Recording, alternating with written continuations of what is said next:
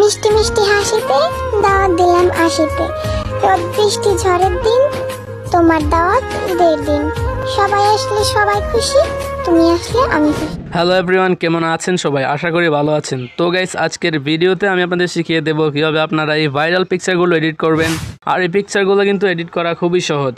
এই পিকচারগুলো দিয়ে আপনি ভিডিও বানিয়ে আপনার টিকটক অ্যাকাউন্টে আপলোড করলে আপনার টিকটক অ্যাকাউন্টে ভাইরাল হওয়ার চান্স আছে। তো এই পিকচারগুলো এডিট করার জন্য আমাদের প্রয়োজন হবে দুটি জিনিস, প্রথমত pixelLab অ্যাপস এবং দ্বিতীয়ত PLP ফাইল। তো এগুলোর লিঙ্ক আমি ডেসক্রিপশন বক্সে দিয়ে রাখবো, এখান থেকে আপনারা ডাউনলোড করে নেবেন। তো গাইজ কীভাবে ডাউনলোড করবেন সেটাও আমি আপনাদের দেখিয়ে দেবো। তো গাইজ, ভিডিওতে এখন লাইক না করে থাকলে প্লিজ একটি লাইক দিয়ে দিন, আর আমাদের চ্যানেল নতুন আসলে সাবস্ক্রাইব করে রাখুন, পাশে থাকা নোটিফিকেশন বেল আইকন অন করে রাখুন পরবর্তী আপডেট ভিডিও নোটিফিকেশন সবার আগে পাওয়ার জন্য। তো গাইজ, যাওয়া যাক আজকের মূল ভিডিওতে। তো গাইজ, ভিডিওটা এডিট করার জন্য আমরা প্রথমে চলে যাবো ভিডিও ডেসক্রিপশন বক্সে। তো ভিডিও ডেসক্রিপশন বক্সে যাওয়ার জন্য আমরা ভিডিও টাইটেলের উপর একটা ক্লিক করব। তো ক্লিক করে দেওয়ার পর এখানে নিচে দেখতে পাচ্ছেন মোর অপশন, তো এই মোর অপশনের মধ্যে একটা ক্লিক করে দিবেন। তো তারপর আরও নিচে লেখা চলে আসবে, তো আমরা একটু নিচের দিকে যাব। তো এখানে দেখতে পাচ্ছেন pixelLab অ্যাপ আর PLP ফাইল। তো pixelLab অ্যাপ আপনার থাকলে এখান থেকে ডাউনলোড করতে হবে, না থাকলে এখান থেকে ডাউনলোড করে নেবেন। আর PLP ফাইলটাকে আপনার ডাউনলোড করতে হবে, তো তার জন্য PLP ফাইলের উপর ক্লিক করে দিবেন। তো কিছুক্ষণ লোড নেবে। তো গাইস, এখানে আসার পর আপনারা দেখতে পাবেন PLP ফাইল। তো এখানে আমি 13টা PLP ফাইল আপলোড করছি, তো এখানে একটা শো হচ্ছে। তো নেটওয়ার্কের কারণে হয়তো এটা আপলোড হয় না এগুলা। তো আমি একটাই ডাউনলোড করে দেখাচ্ছি। তো তার জন্য প্রথমে PLP ফাইলের উপর ক্লিক করবেন। তো তারপর এখানে আসার পর এখানে দেখতে পাবেন কর্নারে ডাউনলোড অপশন আছে, তো এই অপশনের মধ্যে ক্লিক করে দিলে ডাউনলোড হয়ে যাবে। তো গাইস, আপনারা এখান থেকে এভাবে ডাউনলোড করে নেবেন সবগুলো PLP ফাইল। তারপর কর্নারে ক্রস আইকন একটা ক্লিক করে দিবেন। তো গাইস, মোটামুটি আমাদের এখানকার কাজ শেষ। তো আমরা এখন pixelLab অ্যাপসটা ওপেন করব। তো গাইস, আমরা এখন pixelLab অ্যাপসটাকে ওপেন করে নিচ্ছি। তো pixelLab অ্যাপ ওপেন হয়ে যাওয়ার পর আমরা এখানে দুটো অপশন দেখতে পাবো, ক্যান্সেল আর ওকে। তো আমরা ক্যান্সেলের উপর একটা ক্লিক করে দেব। তো এখানে নিউ টেক্সট কাটার জন্য আমরা কর্নারে দেখতে পাচ্ছি ডিলেট অপশন আছে। তো এখানে ডিলেট অপশনের মধ্যে একটা ক্লিক করে দিবেন। তো ক্লিক করে দেওয়ার পর এখানে ওকে অপশনে ক্লিক করে দিবেন। তো তারপরে আমরা এখানে একটা PLP ফাইল আনবো, তো তার জন্য কর্নারে 3 ডট আইকন একটা ক্লিক করে দিবেন। তো ক্লিক করে দেওয়ার পর একটু নিচের দিকে যাবেন। তো ওপেন ডট PLP ফাইল এই অপশনটিতে একটা ক্লিক করে দিবেন। তো ক্লিক করার পর এখানে কর্নারে দেখতে পাবেন PLP, তো এই PLP অপশনে একটা ক্লিক করে দিবেন। তো আপনারা যদি ফাইলগুলো ডাউনলোড করেন এখানে শো হবে PLP ফাইল 1 2 3 এভাবে শো হবে।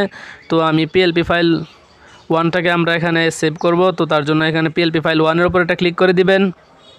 তো গাইস, ফাইলটির উপর ক্লিক করার পর এখানে দুটো অপশন দেখতে পাবেন, ওপেন অনলি আর ওপেন অ্যান্ড অ্যাড। তো এখানে ওপেন অনলি মানে আমরা শুধু দেখবো, আর ওপেন অ্যান্ড অ্যাড মানে এটাকে এডিট করব।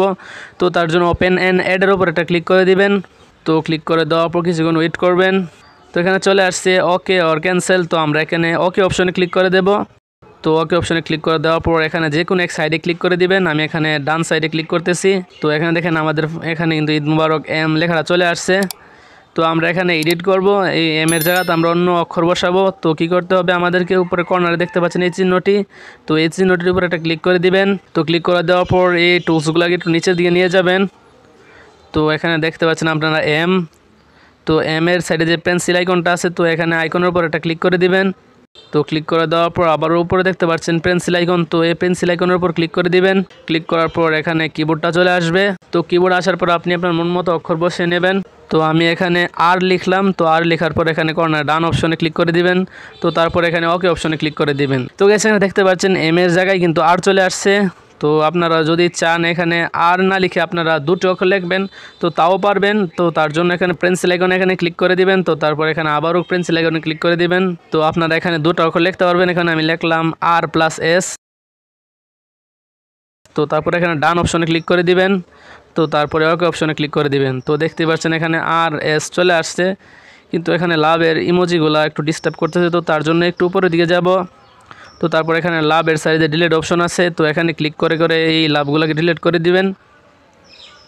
তো ডিলিট করার পর RS এর উপর একটা ক্লিক করে দিবেন। তো RS এর উপর ক্লিক করার পর এটাকে টান দিয়ে মাঝ বরাবর নিয়ে আসবেন। তো আমাদের কাজ এখানে হয়ে যাবে।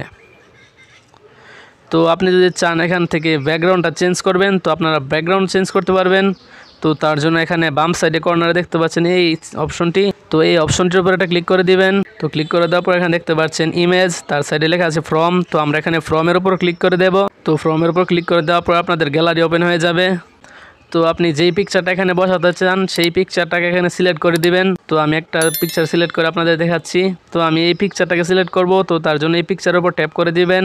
তো ট্যাপ করার পর এখানে সাইডে দেখতে পাচ্ছেন অনেকগুলা অপশন দেখাচ্ছে। তো এখান থেকে আমরা 90/16 সিলেক্ট করে দেব। তো তারপর এখানে নিচে টিক মার্কে ক্লিক করে দেব। তো এখানে দেখতে পাচ্ছেন আমাদের ব্যাকগ্রাউন্ডটা কিন্তু চেঞ্জ হয়ে গেছে। তো আপনারা এভাবে চেঞ্জ করতে পারবেন। তো চেঞ্জ হয়ে যাওয়ার পর আমরা এখন এটাকে সেভ করব। তো তার জন্য কর্নারে দেখতে পাচ্ছেন শেয়ার অপশন। তো এই শেয়ার চিহ্নটিতে একটা ক্লিক করে দিবেন। তো ক্লিক করার পর এখানে দেখতে পাচ্ছেন ডিফল্ট। তো ডিফল্টের বাম সাইডে যে একটা চিহ্ন আছে, তো এই চিহ্নটার উপর একটা ক্লিক করে দিবেন। তো ক্লিক করে দেওয়ার পর একটু নিচের দিকে যাবেন। তো এখানে আলট্রাতে সিলেক্ট করে দিবেন।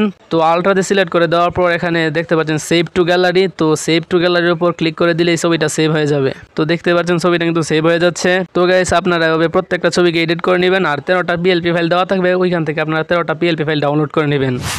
তো গাইস আজকের ভিডিওটা পর্যন্তই। ভিডিওর কোনো অংশ না বুঝলে অবশ্যই কমেন্ট করে জানাবেন। তো গাইস ভালো থাকবেন, সুস্থ থাকবেন, দেখা হবে পরবর্তী কোনো এক নতুন ভিডিওতে।